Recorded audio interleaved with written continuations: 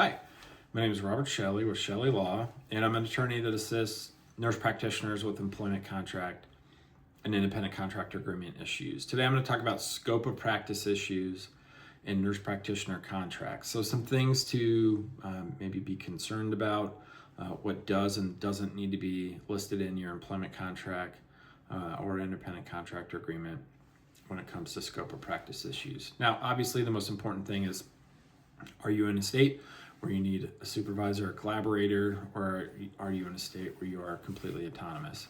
I'm speaking to the ones that are in states where you need a collaborator or supervisor. And so generally there's going to be two contracts that you have to sign. You're going to have to sign the employment agreement, and then additionally you're going to have to sign the collaboration agreement. And so one of those will be filed with the board, which is the collaborator agreement. So you have to have a physician, and then the board is going to list, these are all of the things that need to be in the collaboration agreement.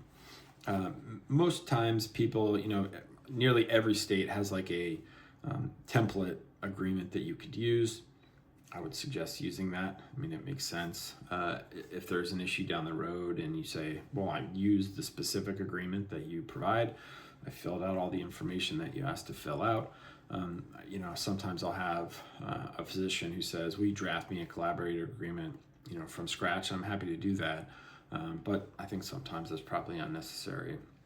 So first thing, if you're a nurse practitioner, there's not going to be a ton of language about scope in your employment agreement. Now, some things you do want in there is, and the employer is going to say this too, is it's going to say, nurse practitioner cannot practice outside of scope, or whatever the board allows. Now, every state allows nurse practitioners to do different things.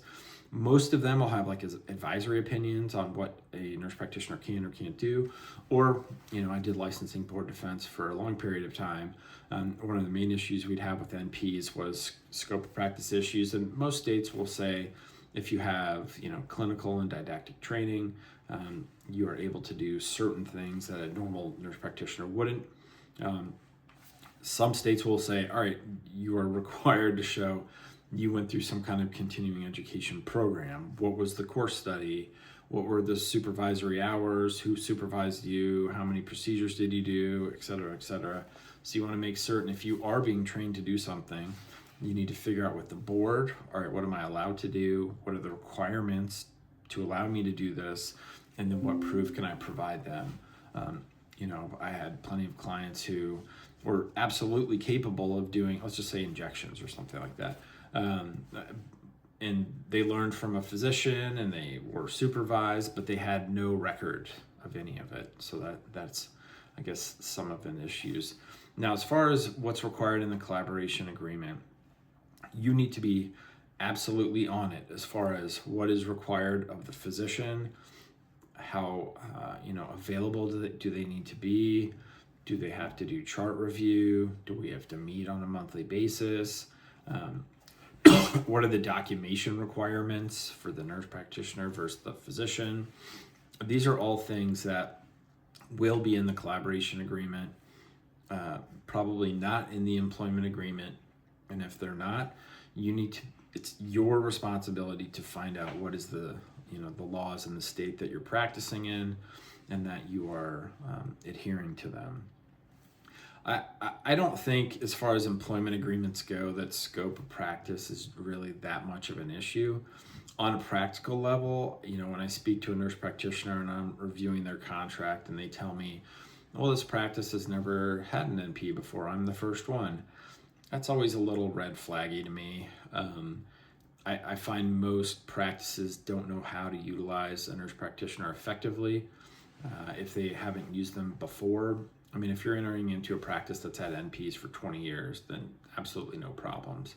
But if you're going to start in a practice and they've just, never used a nurse practitioner before ever, that is something to be concerned about. Are they going to provide you with the support? Are they going to understand some of the responsibilities that they're going to have to do as the collaborator or supervisor? Are they going to use you effectively? These are all things to consider when looking into a new job. And then last thing would be, what happens if they ask you to do things that are outside of scope? Once again, this is the NP's responsibility. If a physician says, I would like you to do these things, and you are not, don't have the didactic or clinical experience to do those things, or maybe perhaps the state law stops you or doesn't allow an NP to do this, it is on you to say, I am not allowed to do that. That is outside the scope of my practice.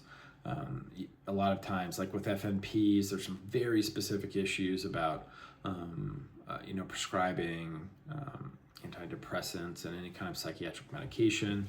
So I've represented many nurse practitioners before the board in regard to prescribing and what they can and can't do, and continuing scripts from a previous provider and that type of thing. So these are all things you need to think about as far as scope issues for nurse practitioners and their contracts. If you have any questions about employment agreement, independent contractor agreement, supervisory agreement, feel free to contact my law firm at the information listed below in the description. And I appreciate you watching the video. All right, take care.